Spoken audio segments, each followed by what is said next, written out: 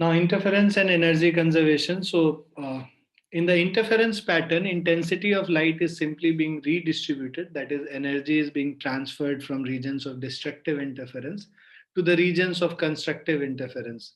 तो एनर्जी तो अपने आप हम क्रिएट कर नहीं सकते हैं, तो बेसिकली क्या करते हैं, जहाँ पे डिस्ट्रक्टिव इंटरफेरेंस हो रहा है वहाँ का एनर्जी इंटेंसिटी को हम लोग दूसरे जगह जहाँ कंस्ट्रक्टिव इंटरफेरेंस हो रहा है वहाँ पे यूज कर लेते हैं.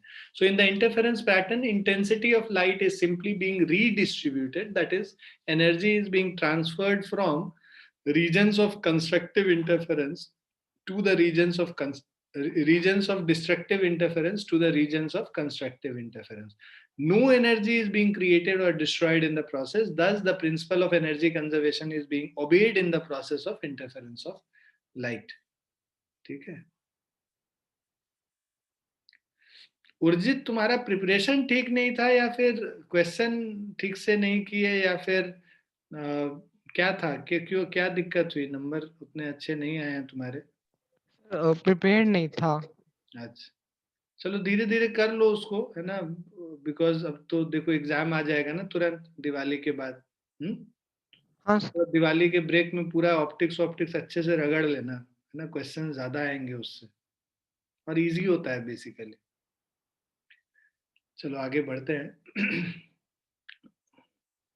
तो उसमें सॉल्यूशन वगैरह भी था, तुम लोग आई एम श्योर कि देखे होगे सॉल्यूशन और समझ में आ गया होगा चीजें तुम लोगों को, कौन सा फॉर्मूला कहाँ अप्लाई हो रहा है. एक बार पूरा चैप्टर पढ़ लेना और उसके बाद उसके सॉल्यूशंस डाउनलोड कर लो, वहां से देख सकते हो फिर. ठीक है. So remember that interference of light is the phenomena of redistribution of light energy. So phenomena of redistribution of light energy on account of superposition of light waves from two coherent sources. Now interference at a point is constructive when path difference between light waves is zero or an integral multiple of whole wavelength, and interference is destructive when path difference between light waves is an odd integral multiple of half the wavelength. तो ये अभी हम लोग करेंगे भी, है ना. In fact पिछली क्लास में हम लोगों ने ये किया था, सॉरी, हाँ पिछली क्लास में हम लोगों ने किया था. If one of the two slits is closed, that is, if one of the two slits is closed, then the interference pattern disappears. So if two independent sources are used instead of coherent sources, the interference pattern is not sustained, है ना, क्योंकि independent sources coherent sources नहीं होंगे. Rather, there is no interference as the uh, sources are not coherent. If white light is used instead of monochromatic light, the interferent fringes are colored and are unequal and are of unequal width. The central bright fringe is white surrounded by few colored fringes. As lambda v, violet is, as wavelength of violet is minimum, the fringe nearest to either side of central white fringe is violet, and the fringe farthest on either side of the central white fringe is red, as lambda r is maximum. If the whole apparatus of Young's double slit experiment is immersed in a transparent liquid of refractive index mu, interference pattern is maintained but fringe width decreases to b dash, that is b by mu. Angular width of fringe, okay. Yes, Ishan. Sir ये वाला point, if white light is used, ये वाला समझ नहीं आया. देखो, जब हम लोगों ने क्या बोला था कि हम लोग मोनोक्रोमेटिक लाइट यूज करते हैं, सिंगल कलर का लाइट यूज करते हैं इंटरफेरेंस पैटर्न को अच्छे से स्टडी करने के लिए, मतलब यूनिफॉर्म इंटरफेरेंस पैटर्न आता है. अब यहाँ पे क्या कह रहा है कि जब व्हाइट लाइट को हम लोग इसमें यूज करेंगे तो वो सातों कलर रहता है उसमें, तो जो फ्रिंज बनेगा ना, जो फ्रिंज, जो ब्राइट फ्रिंज इस तरीके का ऐसे आएगा इंटेंसिटी, तो उसमें सेंट्रल जो पोर्शन रहता है वो तो व्हाइट रहेगा, उसके पास जो फ्रिंजेस में जो कलर्स, मतलब ऐसे ये सेंटर व्हाइट हो गया, इसके बाद वॉयलेट हो गया, इंडिगो हो गया, ब्लू हो गया, ग्रीन, येलो, ऑरेंज, रेड, हर कलर का इस तरफ और उसी तरह हर तरफ का यहाँ पे, तो ये पूरा एक फ्रिंज हुआ बेसिकली. ठीक है, तो सेंट्रल व्हाइट फ्रिंज के इस तरफ सातों कलर, इस तरफ सातों कलर तुमको दिखेंगे. ठीक है. Yes, sir. Angular width of fringe अगर तुम देखो तो हम लोगों का जो ये फ्रिंज है,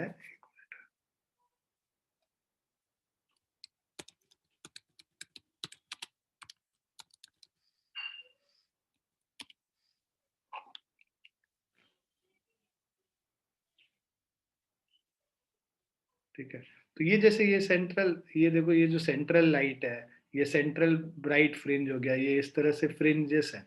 और ये जो है ना विड्थ होता है, बेसिकली इसका विड्थ होता है, यहाँ से यहाँ तक जो विड्थ है वो विड्थ है। तो अगर हम लोग व्हाइट कलर यूज करेंगे ना तो इस तरह से इंटरफेरेंस पैटर्न, जैसे यहाँ पे देखो डिफरेंट कलर्स के ये फ्रिंजेस हम लोग को दिख रहे हैं, वो व्हाइट कलर ये यूज करने पे इस तरह के कलर्ड फ्रिंजेस मिलेंगे। ठीक है, Yes, sir. so angular width of fringe theta is equal to beta by d, right? Now, so angular width of fringe is theta, which is equal to beta by d, where lambda d by dd or lambda by d also decreases. खैर तुम इसको अभी जो है ना इसको हम लोग करेंगे, तो उसके बाद फिर इस वाले पॉइंट पे आएंगे, तब तुमको ज्यादा बेटर समझ में आएगा.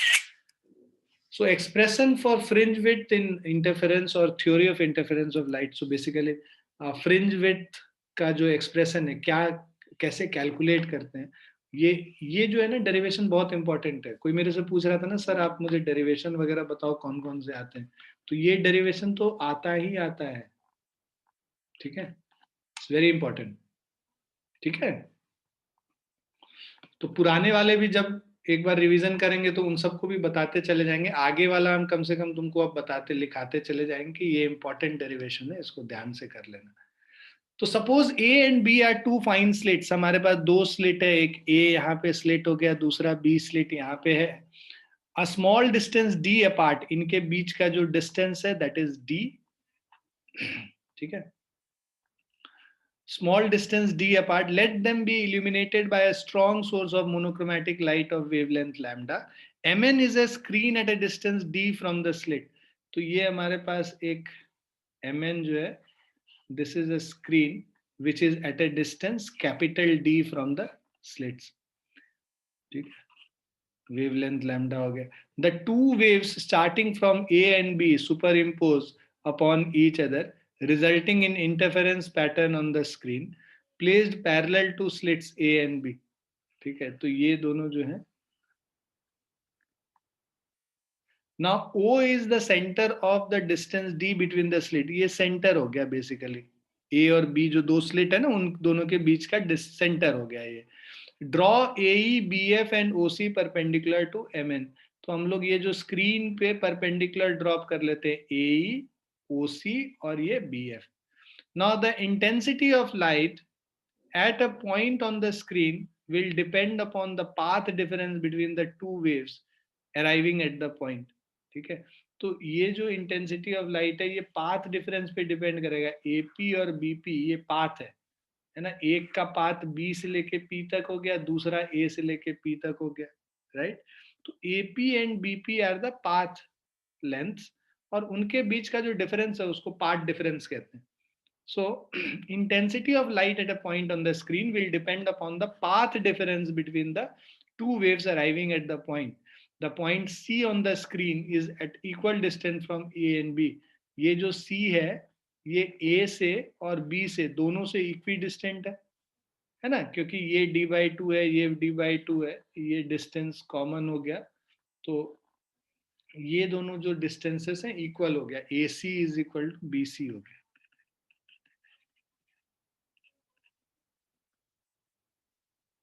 So the point C on the screen is at equal distances from A and B. Therefore, path difference between two waves reaching C is 0, and the point C is maximum intensity. C पे जो है ना maximum intensity होगा.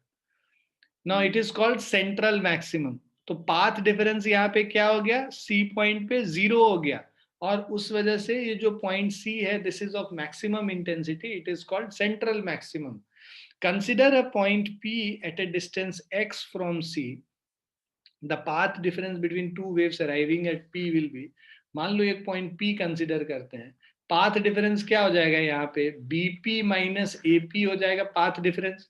B से जो light जा रहा है पी तक उसका पाथ बीपी हो गया, और ए से जो लाइट पी तक जा रहा है उसका पाथ एपी हो गया। दोनों के पाथ के बीच में जो डिफरेंस है वो क्या हो गया? Path difference is BP minus AP. So this is called path difference, है ना। बहुत सारे बुक में तुम ये पी डॉट डी ऐसे करके तुमको ये दिया हुआ होगा। So the path difference is equal to BP minus AP. Now, एक मिनट,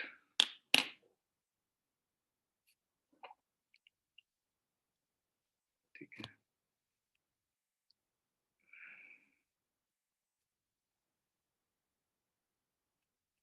यहाँ पे I'll just draw the diagram again. So ये दो हमारा स्लिट्स है, ये सेंटर वाला पॉइंट हो गया, ये कोई पॉइंट स्क्रीन पे P है, ये मान लो A है, ये B हो गया, ये AP है और ये BP है, ठीक है। ये जो इनके बीच का जो डिस्टेंस है वो D हो गया, ये यहाँ पे ये जो डिस्टेंस है वो X हो गया सेंटर से, और ये जो डिस्टेंस है ये कैपिटल डी हो गया। अच्छा, A B is equal to E F is equal to D हो गया। ये जो ए बी है दिस इज इक्वल टू, अगर इधर हम लोग पॉइंट करें, यहाँ पे हम लोगों ने हमने पॉइंट ई सी और एफ ले रखा है। So this is E, this point is C, this is F, और ये एन और एम जो है ये स्क्रीन हो गया basically. So A B is equal to E F is equal to D. ये जो ए बी है ये ई एफ के बराबर है which is equal to D. A is equal to B F, ये जो ए ई है this is equal to B F is equal to capital D. P is equal to P C minus E C. ये जो P है इसको हम लोग क्या लिख सकते हैं? पी सी माइनस ई सी, मतलब x minus D by two हो गया तुम्हारा ये। और उसी तरह पी एफ जो है, यहाँ P से लेके F तक का जो डिस्टेंस है x plus T by two हो जाएगा, PC प्लस सी एफ, है ना। Now this BP square is equal to, ये पाइथागोरस थ्योरम लगा रहा है, BP square is equal to BF square plus PF square का रूट अंडर।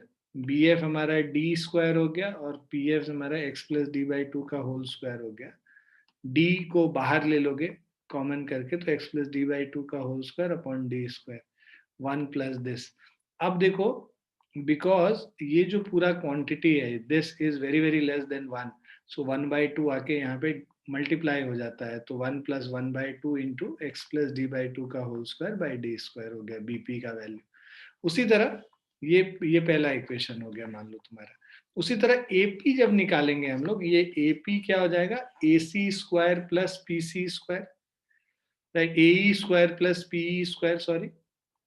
तो A square plus P square का root under A is D capital D and P is X minus D by two का whole square. इसको solve कर लेंगे।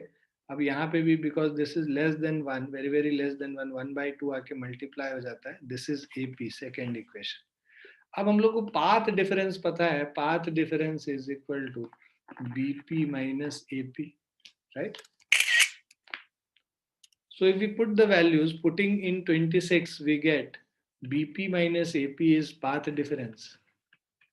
So this is D into half x plus D by 2 ka whole square by D square minus of 1 minus half x minus D by 2 का whole square upon D square. अब देखो 1 minus 1 तो cancel हो गया, right. अब ये x plus D by 2 का whole square, अब तुम क्या करो, ये 2D स्क्वायर को कॉमन लेके बाहर कर लो, तो d by two D square X plus D by two का whole square minus X minus D by two का होल स्क्वायर।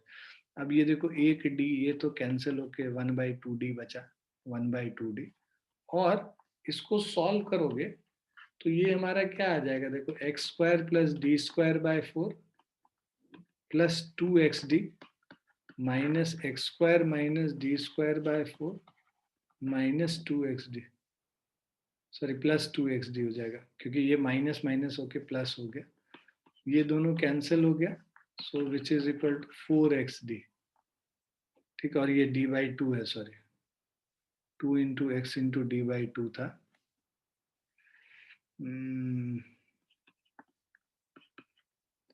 4x d/2 हो गया।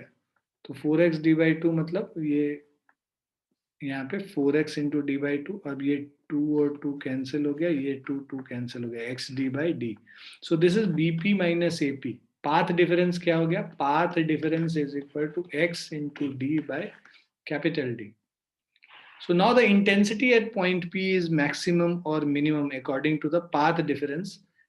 According as the path difference bp minus ap is an integral multiple of wavelength or an odd integral multiple of half wavelength.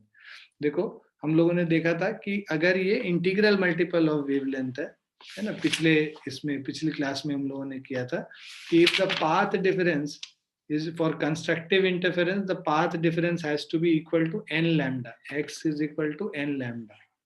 So ये जो path difference है मान लो, तो x d by capital D किसके बराबर हो जाएगा? n lambda. For bright fringes, path difference should be equal to n lambda. तो इससे जो x का वैल्यू है ये कितना आ जाएगा? n lambda capital D by small d. n lambda capital D by small d. ये ब्राइट फ्रिंजेस के लिए हम लोग बात कर रहे हैं। सो अगर तुम ये देखो कि ये जो हमारा 2 पॉइंट था, राइट, यहाँ पे हम लोग P ले रहे हैं, ये A है, ये B है, ठीक है, ये पॉइंट हमारा C हो गया,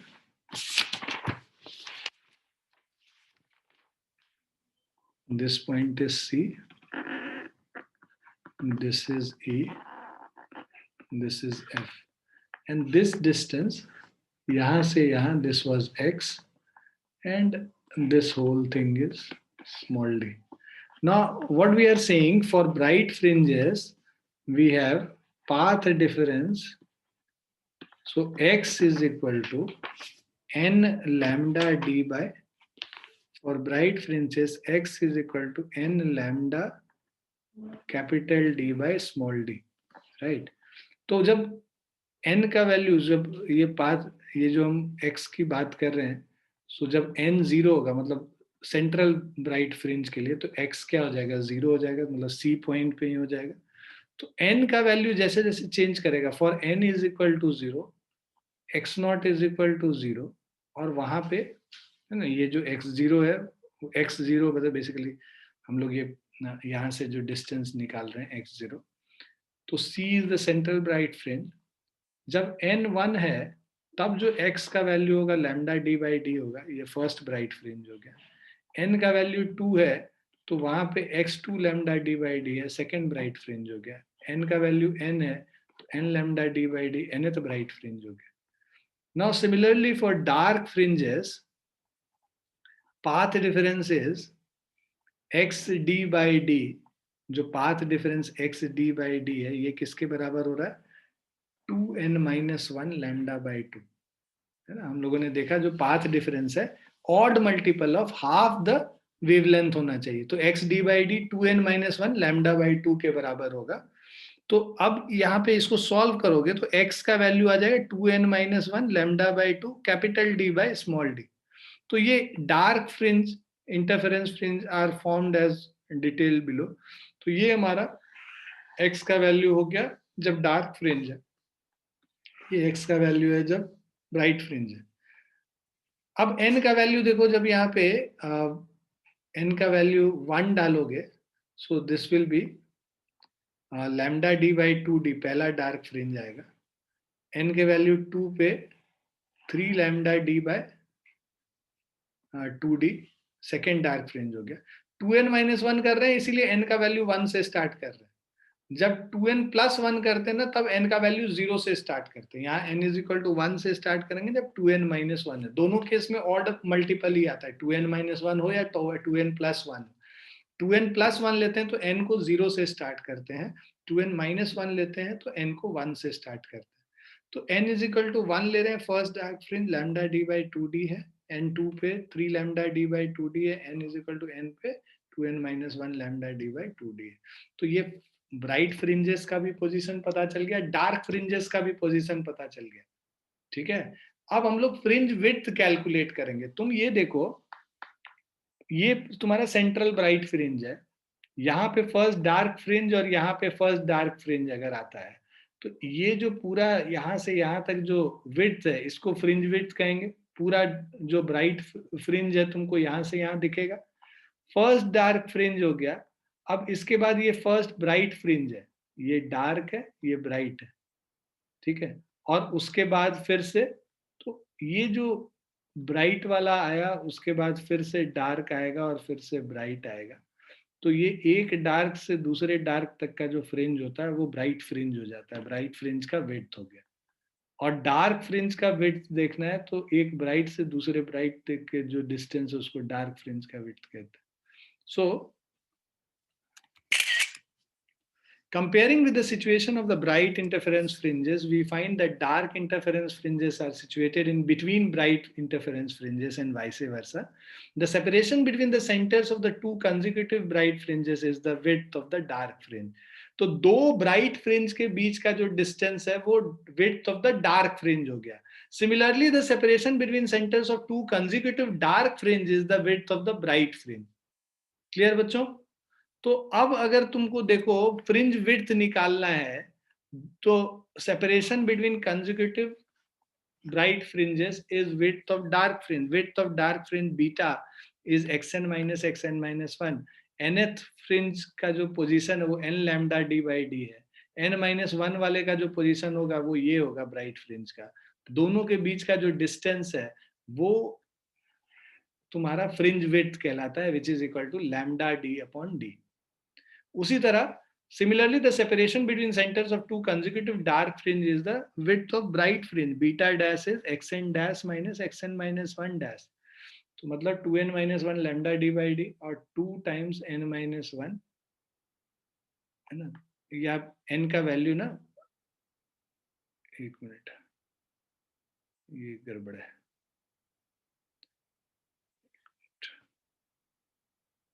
यहाँ पे एक -1 भी होगा, ठीक है। तो ट्वाइस ऑफ n minus 1 -1 होगा बेसिकली यहाँ पे लैम्डा d by d। अब ये देखो इन दोनों के बीच का जो डिफरेंस होगा ना वो भी लैम्डा d by d के बराबर ही आया। तो इसका मतलब क्या हो गया, जो फ्रिंज विड्थ डार्क फ्रिंज का है, फ्रिंज विड्थ जो ब्राइट फ्रिंज का है, वो दोनों बराबर होगा and that will be equal to lambda d by d। Hence all dark and bright fringes are of equal width. तो जो कि हम अभी फिगर में देख रहे थे, यहाँ पे देखो इस अगर हम लोग इस फिगर की बात करें तो ये जो इनके बीच का जो सेपरेशन है ना, देखो डार्क के बीच, दो डार्क के बीच में ब्राइट हो जाएगा, दो ब्राइट के बीच में डार्क हो जाएगा, इस तरीके से वो इक्वल विड्थ होता है। So hence all bright and dark fringes are of equal width. Note that angular separation of the fringes is just lambda d by d। तो angular fringe width अगर हम लोग बात करें, है ना, so angular fringe width is lambda by d only। It is independent of position of the screen। In fact, angular separation of fringes is increase in theta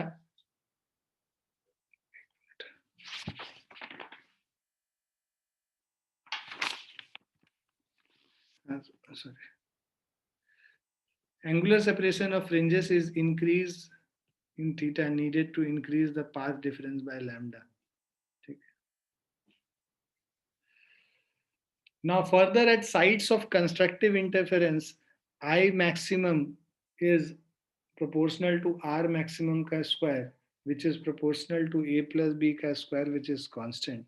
Hence, all the bright fringes, that is bands or fringes, have the same intensity. At the sites of destructive interference, I minimum is proportional to R square minimum, which is proportional to A minus B ka whole square, which is again a constant. When B is equal to 0, that is all dark bands or fringes have same 0 intensity. Now figure shows the intensity of double slit interference. pattern as a function of phase difference phi between the waves at the screen. The horizontal solid line represents I naught, that is the uniform intensity on the screen when one of the slit is covered. Note that resultant intensity I varies from 0 at the fringe minima to 4 I naught at the fringe maxima. If the waves from two sources or slits were incoherent, there would be no fringe pattern and the intensity would have the uniform value of 2 I naught for all the points on the screen. Condition for sustained interference of light, मतलब sustained interference अगर हम लोग को screen पे चाहिए तो पहला condition ये है, ये कंडीशन पूछा जाता है एग्जाम में काफी ज्यादा, लिस्ट डाउन द 2 कंडीशंस और 3 conditions for sustained interference of light. पहला, the 2 sources of light must be coherent. दूसरा, they should emit continuous light waves and same wavelength और frequency of same wavelength or frequency which have either the same phase or a constant phase difference. तो ये वही बात होगी, coherent source का ही definition हो गया basically. The two sources should be strong with least background. तीसरा, the amplitude of waves from two sources should preferably be equal. तीसरा, the two sources should preferably be monochromatic, है ना, ये तो हम लोग बात किए भी थे, अभी थोड़ी देर पहले भी कर रहे थे. Coherent sources must be very close to each other. Distance d जो है small d बहुत कम होना चाहिए. The two sources should be point sources or very narrow sources. The distance of the screen from the coherent sources of light should not be small. If this distance is small, fringe width decreases. The fringe may not remain distinguishable. So small d should be very, very less than capital D basically.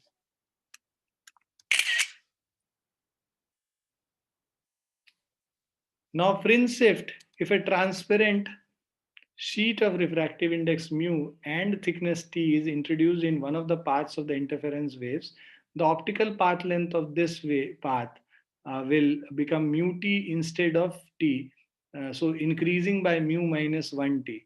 So if present position of a particular fringe is y is equal to d, capital D by d, lambda x, delta x, the new position of the same fringe will be y dash, that is d by d delta x plus mu minus 1 into t. So lateral shift of fringe is y dash minus y. This is equal to the lateral shift. यहाँ fringe width lambda d by d था, so d by d is equal to b by lambda. इसको यहाँ replace कर लेंगे तो y0 is equal to b by lambda mu minus 1t. तो basically क्या कह रहा है कि हमारे पास अगर दो सोर्सेस हैं, एक सोर्स के आगे अगर हम लोग कोई रिफ्रैक्टिव इंडेक्स का एक मीडियम रख देते हैं जिसका थिकनेस t है, राइट, और इसका रिफ्रैक्टिव इंडेक्स म्यू है, तो पूरा जो फ्रिंज पैटर्न है ना, वो द ऑप्टिकल पाथ लेंथ तो इतने से इंक्रीज कर जाता है, और जो लैटरल शिफ्ट हो जाता है फ्रिंज पैटर्न में वो कितना हो जाता है, d by D mu minus 1 into T. So ये इससे क्लियर भी हो जाएगा तुम्हारा. So as this expression is independent of n, therefore each fringe or entire fringe pattern is displaced by y0. The shifting is towards the side in which the transparent plate is introduced without any change in fringe width as shown. तो देखो ये जो central bright fringe यहाँ पे था, अब यहाँ पे अगर हम लोगों ने t थिकनेस का डाल दिया तो y0 से डिस्प्लेस हो गया किधर, जिस तरफ हम लोगों ने ये इंट्रोड्यूस किया है. उसी तरह अगर S2 वाले में अगर हम लोग ये मीडियम ले आते हैं टी थिकनेस का, तो ये जो है पूरा y0 से शिफ्ट कर जाएगा नीचे की तरफ, यहाँ ऊपर की तरफ कर रहा था, राइट. और ये जो वैल्यू था y0 का, the lateral shift is beta by lambda mu minus 1 into T. ठीक है, वेयर योर बीटा का जो वैल्यू है वो lambda D upon D fringe width, T इसका थिकनेस, म्यू इसका रिफ्रैक्टिव इंडेक्स. क्लियर है बच्चों?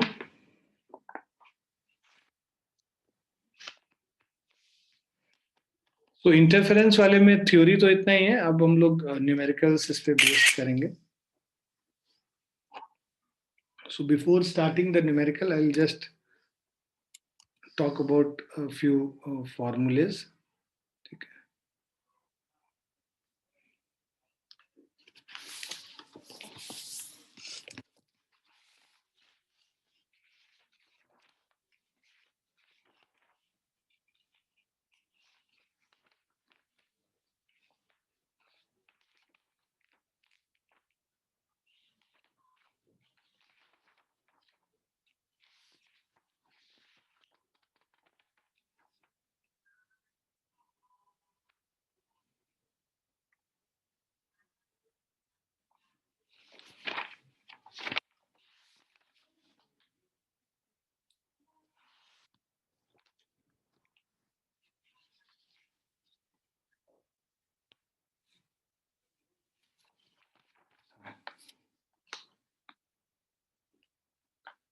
जो हमारा विड्थ का जो स्लिट्स का जो विड्थ है उसका जो रेशियो होता है W1/W2 is equal to A² by B². Amplitude का जो एम्पलीट्यूड है A और B, एम्पलीट्यूड का ratio A²/B², which is equal to I1/I2.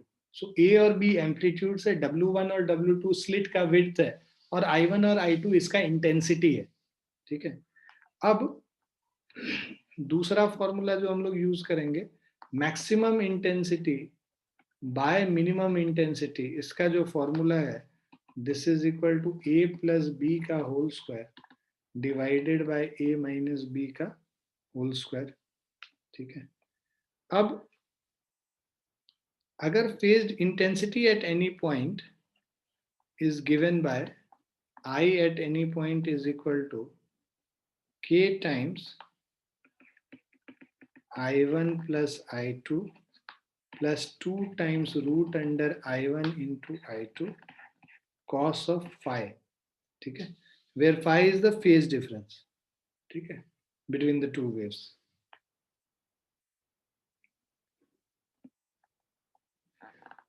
ये कोहेरेंट सोर्सेस है तब. ठीक है.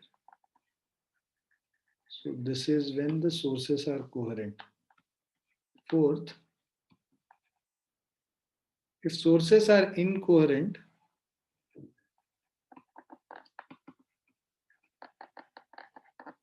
if sources are incoherent, उस केस में net intensity I is simply I1 plus I2, which is equal to K times A² plus B².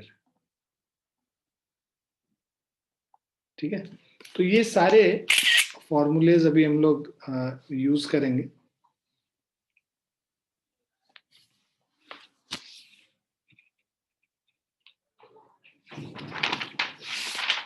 लिख लिया आप लोगों ने?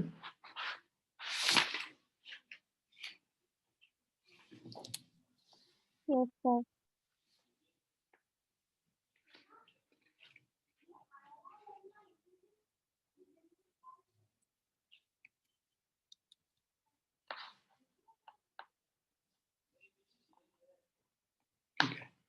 अब जो फिफ्थ क्वेश्चन है, ये देखिए, ये जो क्वेश्चन है, two plane monochromatic waves propagating in the same direction with amplitudes A and 2A. तो देखो, दो वेव्स हैं, उनका एम्पलीट्यूड A और 2A are differing in phase by π/3, right. तो small a is equal to A, small b is equal to 2A, phi is equal to π/3. Calculate the amplitude of the resulting wave. तो resulting wave का amplitude का जो formula हम लोगों ने किया था, R is equal to root under A² plus B² plus 2AB cos phi. ये रिजल्टिंग वेव का जो हमारा एम्पलीट्यूड होता है. ठीक है. So this is equal to, अब ये वैल्यूज पुट कर लो. R is equal to A², ये क्या हो जाएगा, capital A² plus capital 2A का whole square plus 2 into A into 2A into cos of π/3. So ये जो R का वैल्यू है, this is equal to A² plus 4A² plus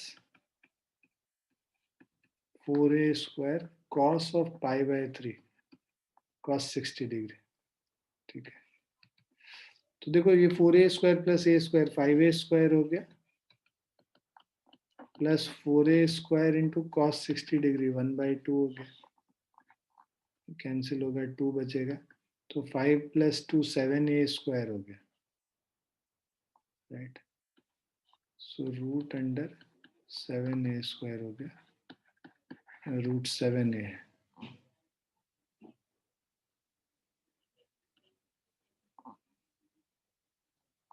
clear है बच्चों? Yes, sir.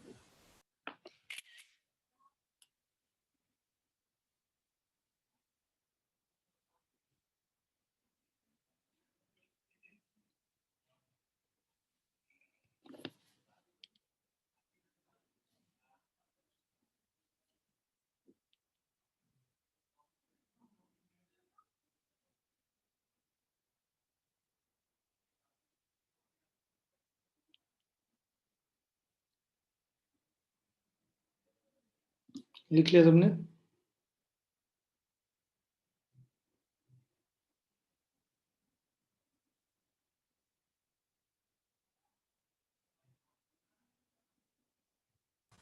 Yes, sir. Yes.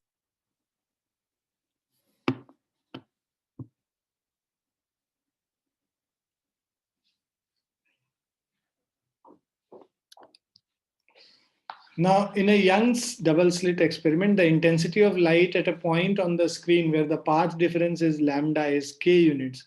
Find the intensity at a point where path difference is λ/4, λ/3 and λ/2. So, अगर हम लोग net intensity का formula करें, this is I1 plus I2 plus 2√I1 into I2 cos of phi. ठीक है, cos phi बाहर है basically. सो अब इसमें देखो ये दे रखा है the intensity of light at a point on the screen where the path difference is lambda is k units. So let I1 is equal to I2 is equal to I0, right? तो जो net intensity I है I0 plus I0 plus 2 times √I0 into I0 cos of, ठीक है, phi, which is equal to I0 square plus, sorry, 2I0 plus 2I0 cos of phi. So this will give us, this is equal to 2I0 1 plus cos phi, which is 1 plus cos phi is 2 cos square phi/2. ठीक है, so this is 4I0 cos square phi/2. ठीक है, when path difference is lambda कह रहा है,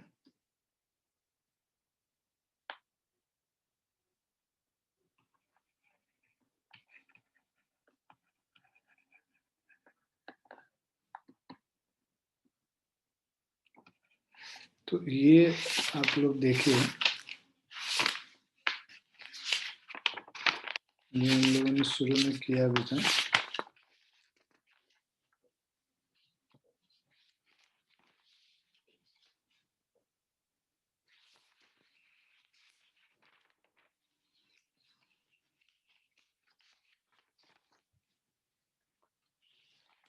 Relation between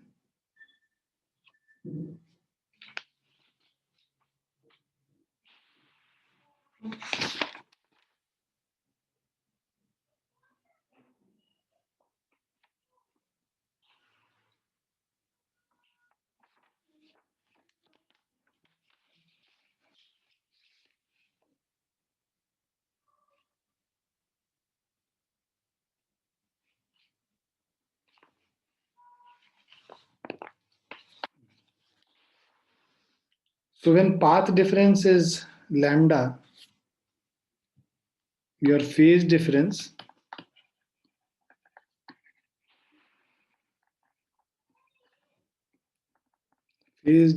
will be equal to 2 pi.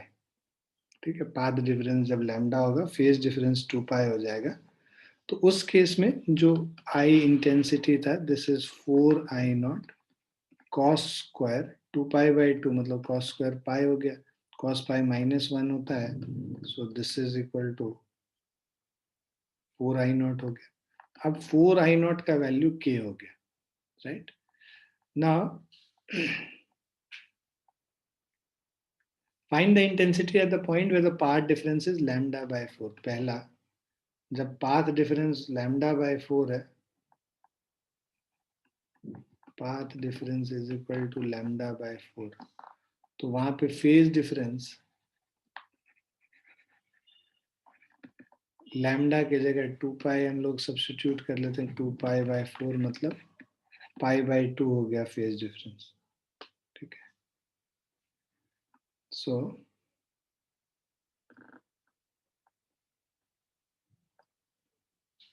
अब ये value phase difference का यहाँ पे सब्स्टिट्यूट कर देंगे, तो हमारा जो आई है intensity 4I0 into cos square 5/2 है. 4I0 इंटू 4I0 के वैल्यू के बराबर है, तो यहाँ पे k लिख लो, k टाइम्स कॉस स्क्वायर, ठीक है, 5/2 हो जाएगा. तो फेज डिफरेंस 5 का वैल्यू π/2 है, π/2 डिवाइडेड बाई 2 हो गया, सो k टाइम्स कॉस स्क्वायर π/4, सो cos π/4 1/√2 होता है, तो k इंटू 1/√2 का whole square, so this is k/2. So the intensity here is k/2 when the path difference is lambda by 4. Second, when the path difference, wait a sec.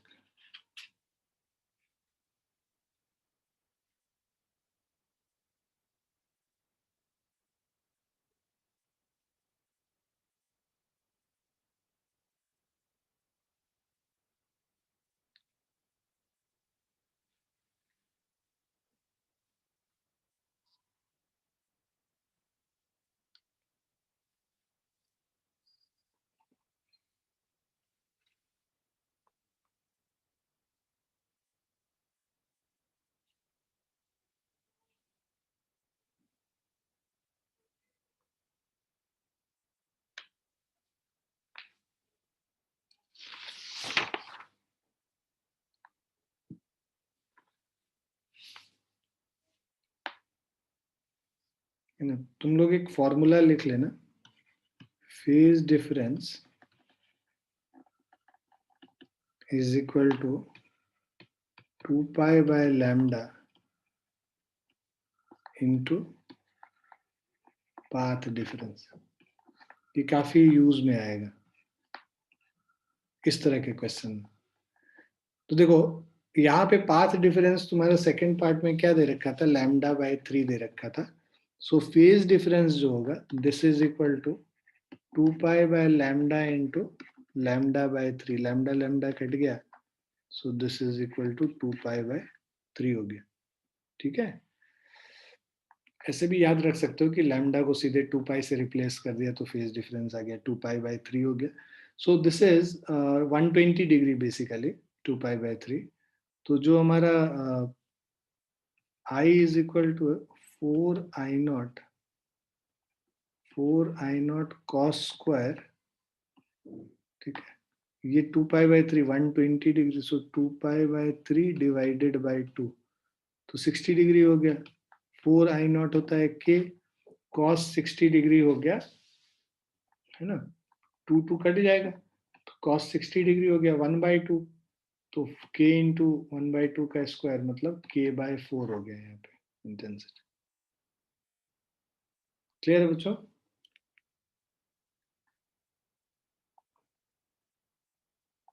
उसी तरह third part जब तुम lambda by 2 लोगे, उस case में I am doing it here.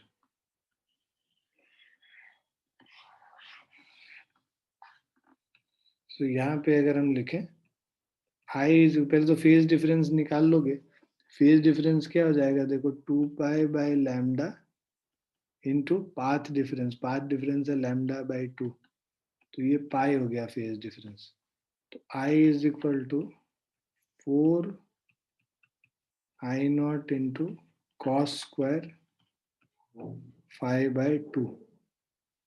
तो this is equal to,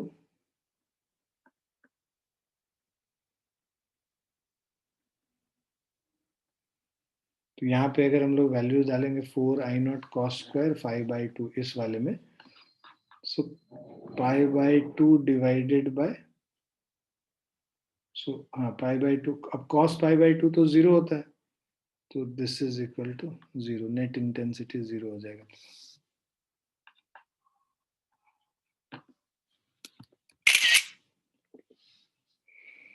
is it clear? Yes, sir. Yes.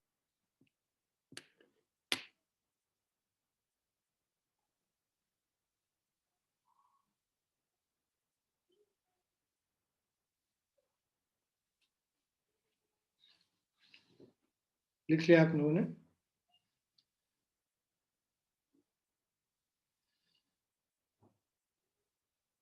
Yes, sir.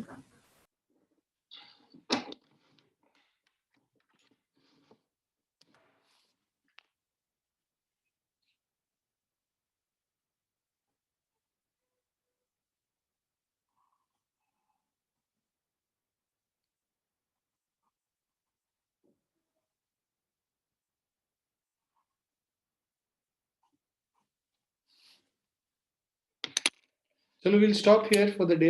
इसके आगे हम लोग नेक्स्ट क्लास में करेंगे. तो चैप्टर तो खत्म हो गया, बट हाँ एक क्लास लगेगा, न्यूमेरिकल हम लोग कर लेंगे.